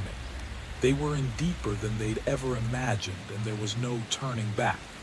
The night they thought they could control had taken control of them. And somewhere, Floyd Tennyson was already smiling. Danny felt his stomach plummet. An executioner. They'd kidnapped a man whose life had been spent ending others. Panic and disbelief collided in his chest. Another message buzzed on Eddie's phone. Then another. Photographs this time, not sanitized news clippings. Crime scene images. Danny glimpsed them before Eddie yanked the phone away. A woman frozen mid-scream, a bloated corpse, a tiny hand peeking from beneath a blanket. The bodies looked unnatural, unfinished, fractured. Eddie muttered under his breath, barely audible. Botched executions, he botched them all. Floyd Tennyson, the old man, shifted in the wheelchair. He couldn't speak, lungs too weak, throat ruined. But he laughed. Not a sound, just the grotesque rattle of a body trying to expel joy, and yet it was unmistakable. He was mocking them, mocking their greed, their stupidity, their daring. Eddie shoved the phone into his pocket, gripping the wheelchair handles like a lifeline. "We're taking him to the cops. Let them deal with it. He's a murderer. Look at what he's done." Danny's heart sank, but deep down he knew Eddie was lying to himself. They weren't saviors. They were thieves now, kidnappers of a man who had taken life professionally. The law wouldn't see nuance. They'd see two men dragging a notorious killer out of a private facility. They'd be locked up, and Floyd would vanish back into whatever shadowed system had protected him for decades. The exit appeared ahead, and the crisp November night hit Danny like a wall. Cold air stung his lungs, sharp after the oppressive decay of the hospital. The van waded across fractured asphalt, silent and familiar. Eddie surged forward, but headlights split the darkness like a knife. 3 vehicles, engines idling. Danny shielded his eyes, his body rigid. Footsteps, doors slamming, the low hum of danger. "Please," Eddie said, voice cracking, almost begging into the void. "We didn't know." A woman's voice responded, calm and commanding. "Bring him here." Eddie started to argue, tried to explain, but she cut him off, cutting through every excuse. They were disconnected from their machines, exposed and powerless. A figure stepped forward. Gray hair tied back, puffy coat swelling around her frame, face kind and ordinary, motherly, familiar, almost comforting in another context. Danny had seen that face cheering at school games, serving snacks at community events, completely incapable of hinting at the authority she now wielded. More figures appeared, men this time younger, each stepping into the light, forming a semicircle. Every avenue of escape was gone. They were boxed in, trapped by a wave of authority that didn't need to scream to terrify. And Danny understood. This was never going to be simple. No cops, no mercy, no clean getaway. They had crossed a line, and whatever came next would test every limit they had left. They blocked the path to the van without raising their voices or lifting a hand. No anger, no shouting, just calm, deliberate control. That was what chilled Danny to the bone. These weren't people acting on impulse. These were people following a routine. The woman stepped closer to the wheelchair and looked down at Floyd Tennyson, the way someone looks at a mess they hadn't planned on cleaning. Annoyed, not emotional. "Did they hurt you?" she asked gently. Floyd's lips trembled. A thin, wet sound slipped out of him. "No." She rested a hand on his shoulder. The touch was brief, efficient, practiced. A gesture repeated so often it no longer carried meaning. She said they'd been worried when the alarms triggered. Thought maybe he'd finally managed to reach the emergency button on his own. Floyd's eyes lost whatever spark had been there moments ago.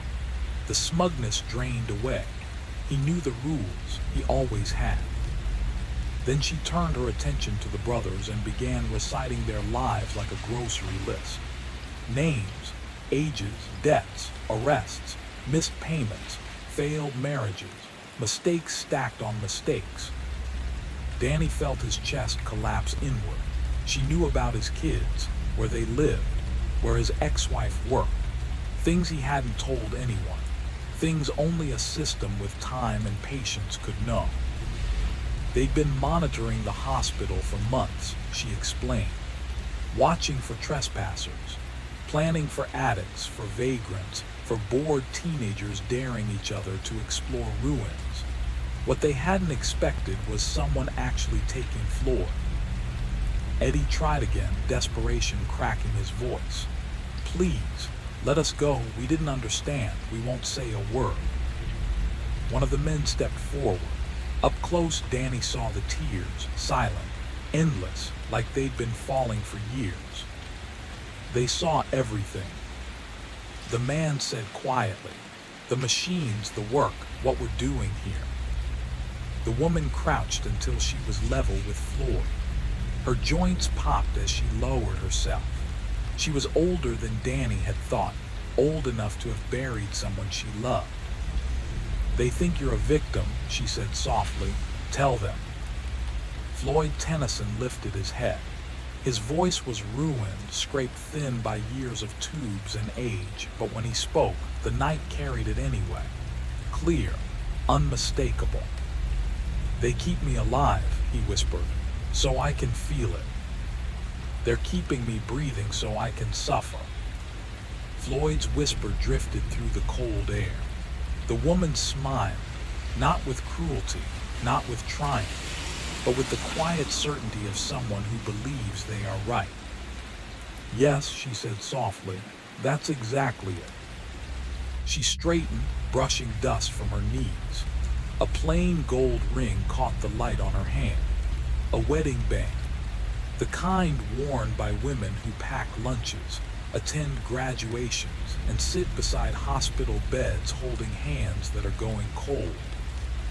She told them who Floyd had been. For decades, he had been the man at the end of the line, the one who pushed the drugs, the one who watched monitors instead of faces. A system, she said, built on precision. But precision failed when hands grew careless, veins missed, chemicals misused, shortcuts taken. When the first drug failed, the body didn't fall asleep. It froze. The condemned stayed awake, unable to move, unable to scream. Then came the burning. She explained it calmly, clinically, like someone describing a recipe they'd perfected over time. How the final drug felt like fire poured directly into the bloodstream. How minutes stretched into forever when the body was paralyzed, but the mind was wide open. The crying man stepped forward, his voice breaking in half. 11 minutes, he said. That's how long my brother was alive inside that table. Danny couldn't breathe. He tried to picture it and failed, and the failure was worse than imagination. Seconds piling up, each heartbeat another betrayal. Consciousness trapped inside a body that couldn't beg or thrash or escape. 42 times, the woman said. 42 people who felt it all. And every night, she added, he went home and slept. Floyd shook his head weakly, lips trembling, trying to shape excuses that no longer mattered.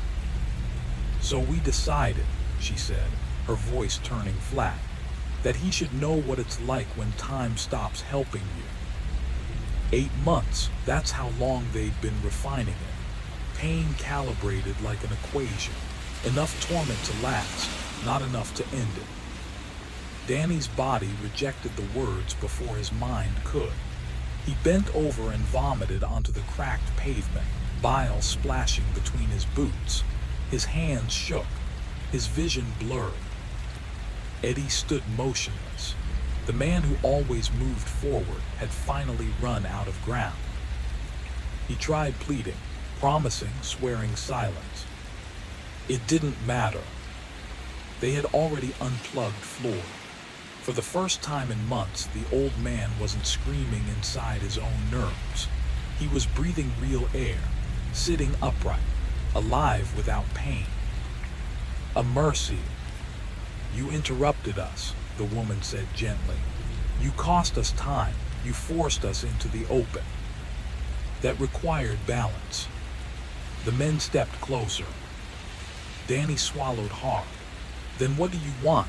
He asked, his voice barely holding together. She considered him for a moment, head tilted, eyes thoughtful. What do we want? She repeated. Then she smiled again, sad and resolute. "We want you to understand," she said, "just long enough." And somewhere behind them, inside the dark shell of the hospital, a machine powered back on. "We need him back," the woman said, voice calm, unyielding. "Floyd must continue. Every second of this, every detail, is justice for those who suffered under his hands." Eddie stepped forward, trying to reason. "We'll help. We'll take him back, get him connected. We'll cooperate." The laugh that met him wasn't angry, wasn't frantic. It was methodical, cold, the kind of laugh that comes from someone who's mapped every possible outcome and finds them all entertaining. "Precision is everything," she said, eyes on Floyd.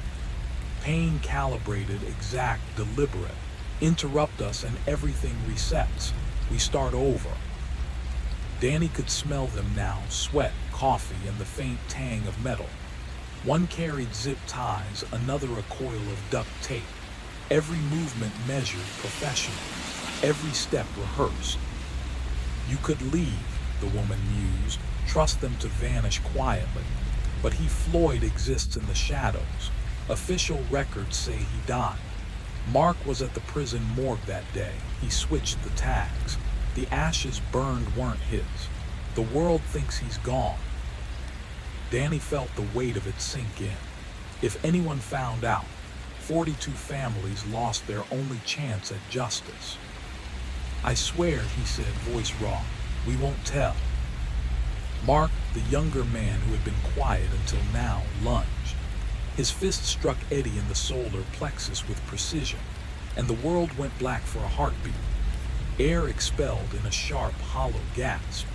Eddie crumpled to the asphalt, vulnerable and human, his body revealing the soft, middle-aged man behind the reckless bravado, a man who had survived by cutting corners and making bad bets on life. Danny bolted. 6 steps, 6 precious steps before hands slammed into him from behind. Asphalt scraped his face, sharp and biting. Arms twisted until the plastic of the zip ties bit into skin, cutting circulation with merciless efficiency. He rolled onto the ground, chest heaving, and froze. The woman stood over him, framed against the distant glow of headlights, commanding, unflinching. "This is how it will go," she said, her tone even, almost serene. "We bring all of you back. We reconnect Floyd. And only then we decide what happens to you." Danny swallowed the panic rising in his throat. There was no arguing, no bargaining.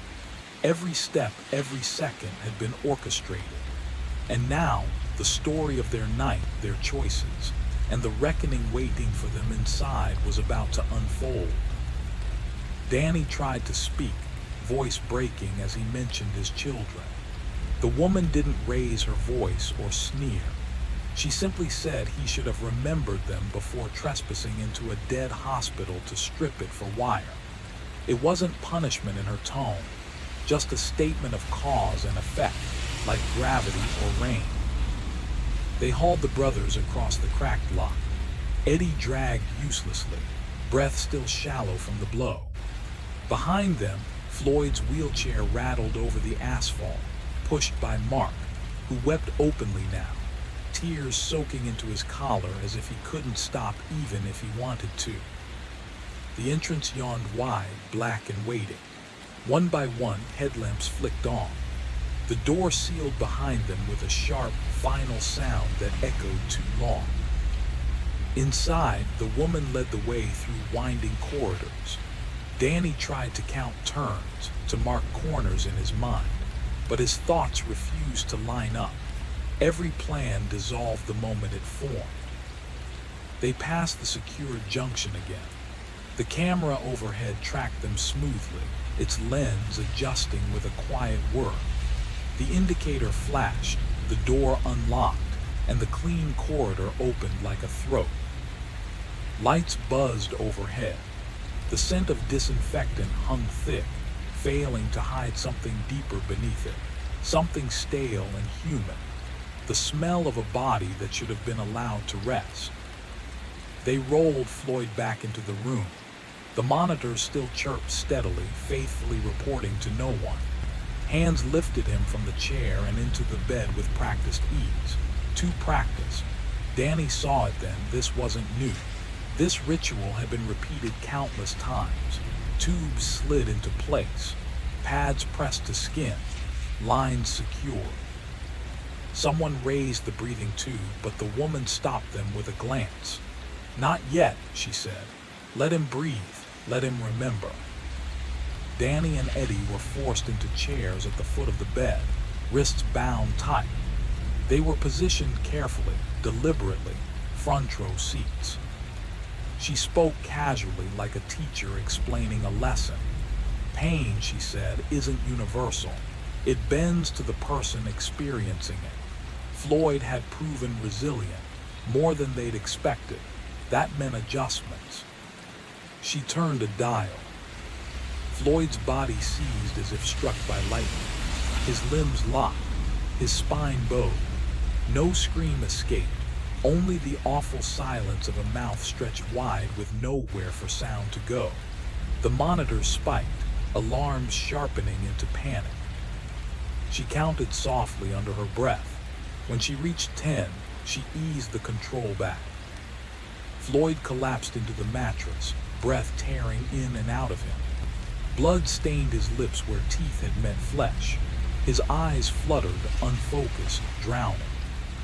"Targeted stimulation," she explained calmly. "Exact, repeatable, we choose what hurts." Danny couldn't look away. He understood then this wasn't rage. It was devotion.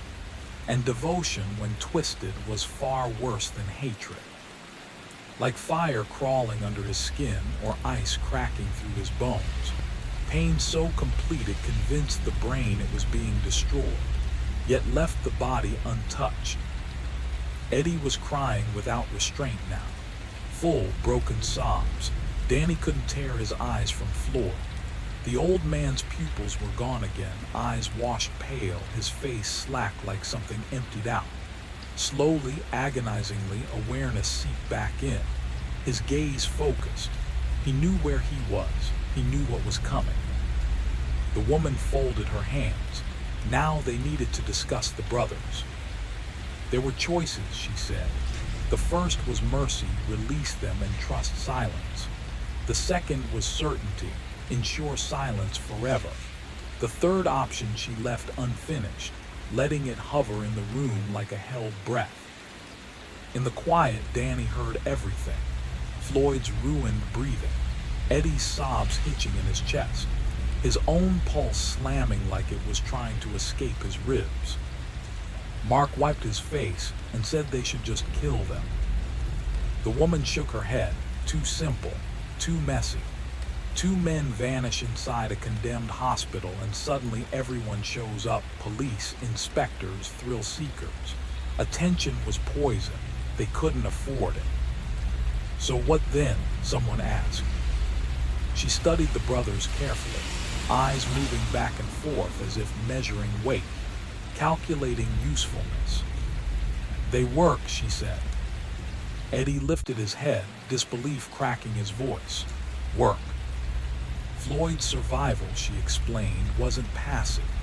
It required constant attention, monitoring vitals, adjusting settings, managing pain without letting it cross the line into death. Until now, they'd rotated shifts, burning themselves out. Mark drove hours each way. Others missed work, missed dinners, missed birthdays. She pulled a chair closer and sat, relaxed like a hearing manager. Danny felt his stomach twist.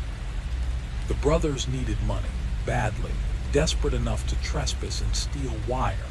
And now they understood who Floyd was, what he'd done, why this existed. They could help 2 or 3 nights a week, simple tasks paid. Danny stared at her. "You want us to torture him?" She corrected him gently. "Operate equipment, turn dials, watch numbers. It's no different than any other job involving machines." She named the pay, cash, no records, a number so high it knocked the air from his lungs, more than he'd ever made doing honest work, enough to erase debt, enough to catch up, enough to breathe. Eddie shook, caught between horror and hope. Danny whispered, "You're sick." The woman leaned forward, voice calm, steady, almost kind.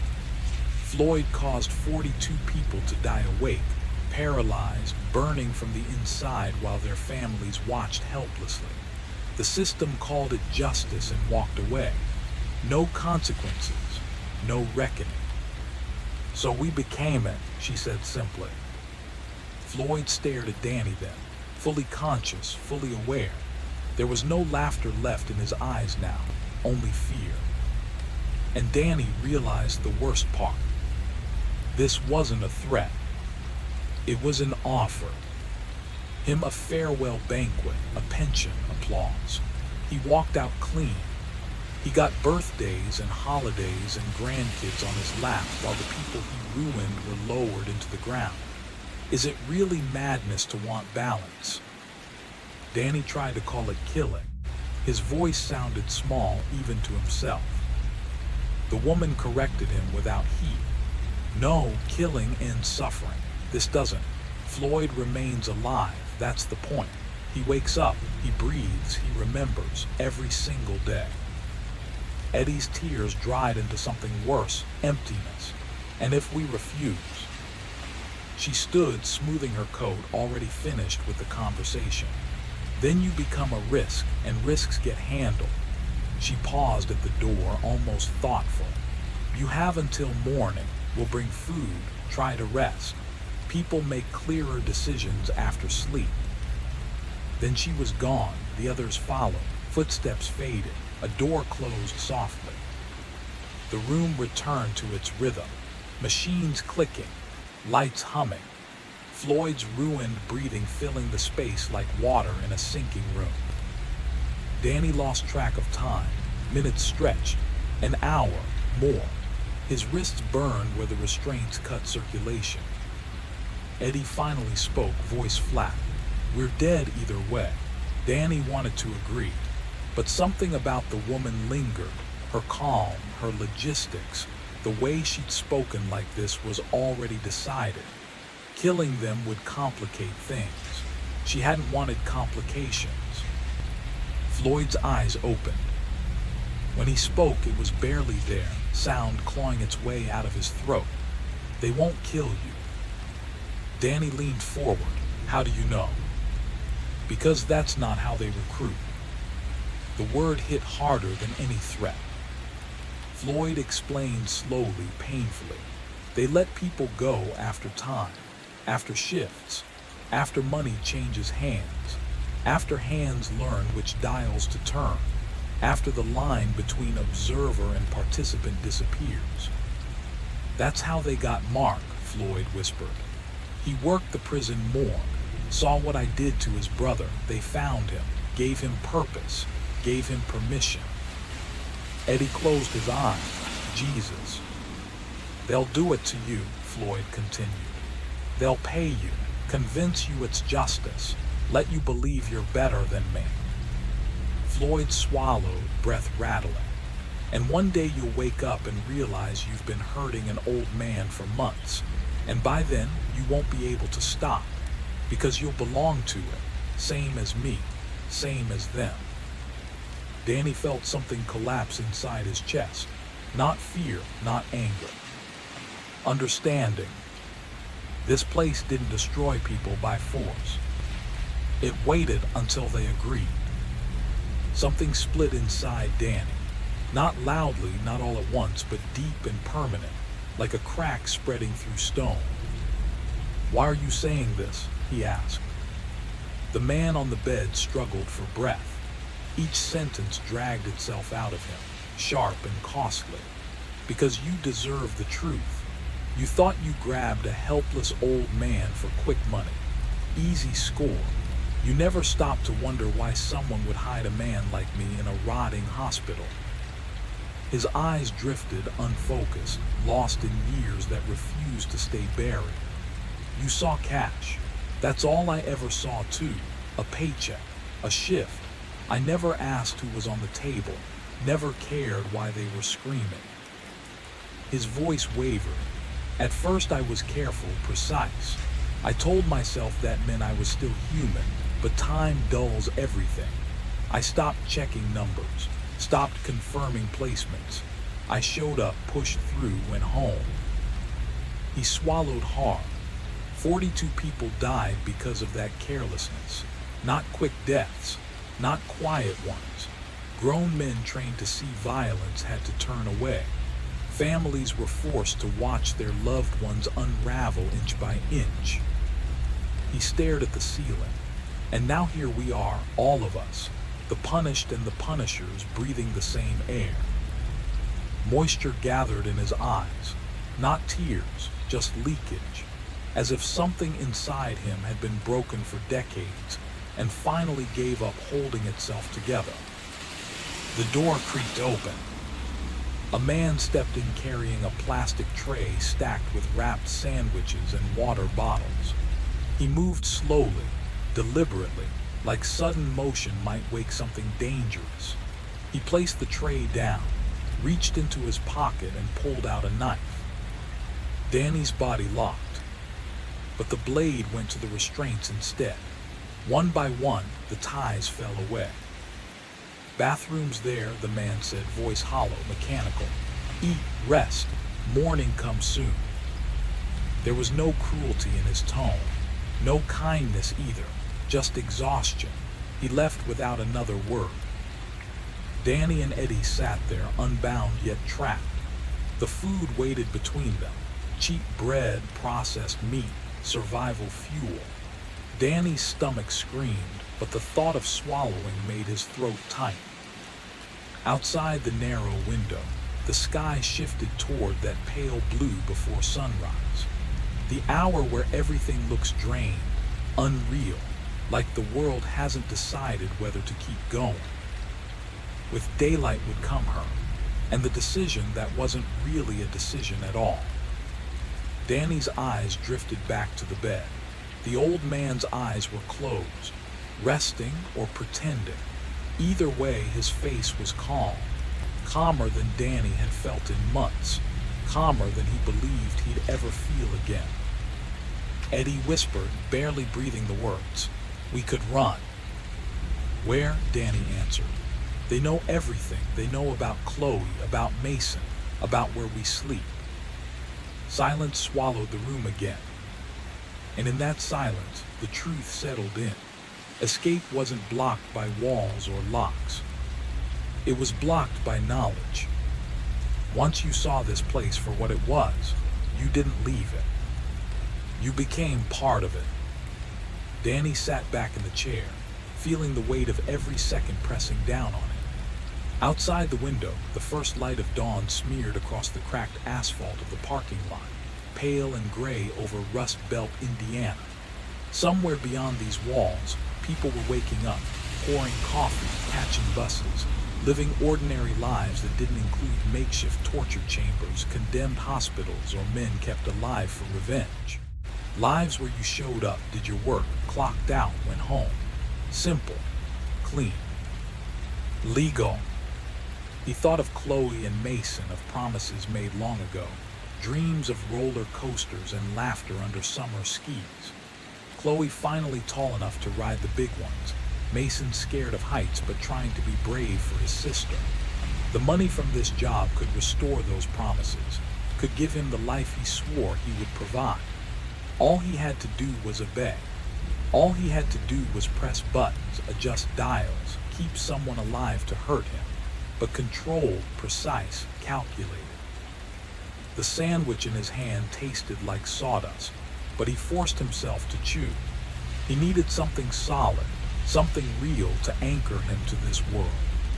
Eddie sat opposite him, mechanically tearing through his own sandwich, both of them feeding the quiet tension while Floyd Tennyson's eyes followed every motion, ancient and knowing, like he could see straight into their guilt. Danny's mind flicked back to the images on Eddie's phone, faces frozen in terror, hands stretched for help, bodies bloated and lifeless. 42 people had died under Floyd's hand, slow, agonizing deaths, and 42 families had watched helplessly. That was the weight of justice they were about to uphold. That was why Floyd deserved this, they told themselves. But knowing something deserved punishment and actually carrying it out were two very different burdens. Floyd's voice, a faint rasp now, broke through the hum of machines. Take the shifts, pretend to believe. And when they trust you, when they leave you alone, shut it all off. Every machine, let me end it. Eddie swallowed hard. They'll kill us. Maybe, Floyd whispered. Maybe not, but you'll have done what's right. You'll end it. Danny stood, legs wobbling beneath him like wet noodles, and walked to the window. The world outside looked innocent, ordinary, unaware of the horrors tucked behind these walls. And yet that same world depended on people like him making impossible choices. He clenched his fists, imagining Chloe's laughter, Mason's wide-eyed bravery. $24,000 a month, clean cash, steady. Enough to keep promises, to buy life back. He took another bite of the dry sandwich, forcing himself to swallow, forcing himself to focus. Beside him, Eddie mimicked the motion, both of them trapped between necessity and morality, while Floyd's unblinking eyes measured them, judging, understanding, weighing the cost of obedience. Danny thought again of the victims, of the images burned into his memory. 42 lives destroyed because one man became careless, sloppy, indifferent. 42 families who would never forget. Floyd deserved punishment. Floyd deserved suffering. But Danny's hands were not yet clean. They would be complicit. Every dial they touched, every button they pressed, cemented that truth. He exhaled, long and steady, tasting the bitter tang of inevitability. This was the choice laid before them.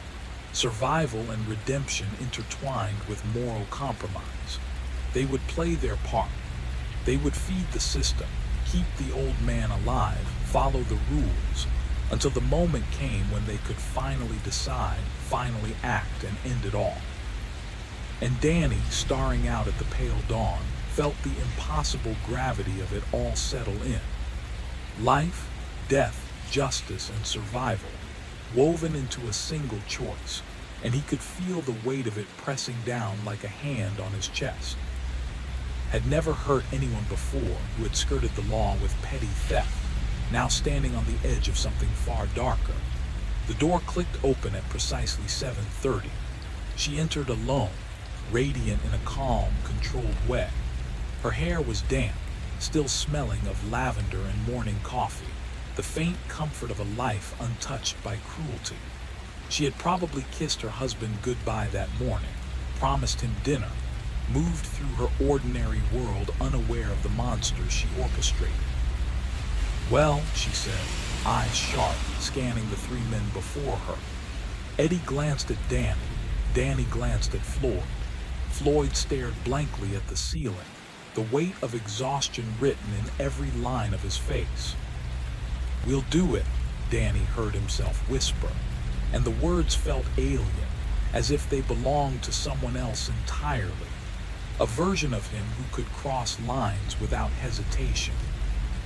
The woman nodded approvingly. Smart choice. Night shifts, she explained, fewer interruptions, more control. Mark would train them on the machinery. It wasn't complicated once you understood the rhythm. Monitor the IV drips, calibrate the nerve stimulation, keep him teetering on the edge of agony without tipping over. Simple math, precise cruelty. She moved to Floyd's bedside. One adjustment of the dial and his body convulsed, muscles screaming in silent protest. Back arched, fists clenched, every fiber frozen in unbearable tension. Machines screamed in protest, alarms blaring. She counted steadily. 1, 2, 3, 10. A single flick of the dial and Floyd slumped, gasping, blood trickling from his bitten tongue. See, she said, voice clinical, almost gentle. Turn the dial, count to 10, turn it back. Every hour on the hour, adjust if necessary. That's the baseline. Mark will teach you the rest. Danny's ears heard her words, but his mind was elsewhere, spinning backward to copper wire, to the day they broke into this condemned hospital seeking scraps, only to discover a nightmare far beyond imagination. They had stolen a man, but gained nothing, except a doorway into a life they could never undo. Floyd's eyes, ancient and knowing, flicked toward them. Danny realized the truth of it. They would do the shifts, they would learn the rhythm, push the buttons, turn the dials, and tell themselves it was justice. They would convince themselves Floyd deserved it, that they were instruments of balance, delivering consequences for 42 shattered families. And in months, maybe years, they would awaken to a horrifying realization. They would become exactly what Floyd had been, professionals of pain, keepers of suffering, complicit in the orchestration of agony, yet convinced they were righteous. The line between victim and perpetrator, between justice and cruelty, had dissolved, leaving only the chilling echo of choices made in the gray light of dawn. Agony disguised as duty. That's what they all called it. The executioner, the families of the dead, the two brothers who had come to loot, everyone showing up, doing their part, collecting their pay, leaving and pretending the screams didn't exist. The machines beeped steadily, a cold rhythm that marked life and death alike. The fluorescent lights above hummed, indifferent, as the morning sun burned through the fog outside, revealing the hospital in its true form. A tomb with a heartbeat, a place alive with horror, and two men who came for petty theft but stayed to bear witness to human suffering. Floyd's eyes locked with Danny's one final time. No pity, only recognition. They were all the same executioner, vigilante, thief, each convinced of their own righteousness, each negotiating with darkness and convincing themselves it was light. Danny's thoughts drifted to his children, to the unpaid child support, to the story he'd someday tell them about his job. He'd sanitize it, make it mundane, monitoring equipment, night shifts, nothing thrilling, just keeping the wheels turning. They would believe him because it was easier than asking questions. Just like Floyd's grandchildren probably believed his lies about paperwork at the prison. The illusion of normalcy hiding decades of death and cruelty.